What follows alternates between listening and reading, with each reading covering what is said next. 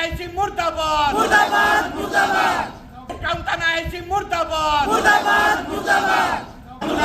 Jaipur काउंटाना IC तम मनमुखी शासन चलिबो नाय तम मनमुखी शासन चलिबो नाय वकील एकता जिंदाबाद वकील ऊपर अत्याचार चलिबो नाय आज आमर जनरल बॉडी मीटिंग है वकील गोटे सभा होता आज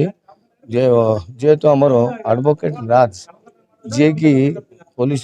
द्वारा अत्याचार होती पुलिस द्वारा आक्रमण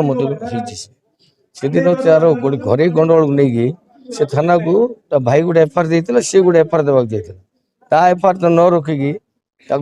तू वकील बोले बड़ लोक कि बोले जबरदस्ती नहीं गोटे रूम भीतर पशिक जो मारी ये तो भरत बेहरा जी की आमर सीदिन डीसीओ थे पेट्रोलिंग रू जो आसिले गोटे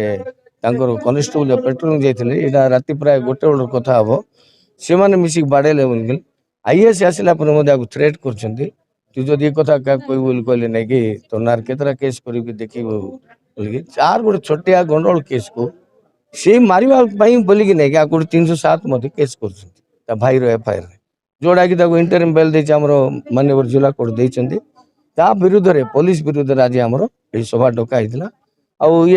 आम स्टेट बार काउंसिल लिखि दिखाई डीजी को लिखा जाए एसपी को गोटे एफआईआर कर एपर्यंत कौन एक्शन हबार आम टेर पाऊन कौन एक्शन है हाँ देजे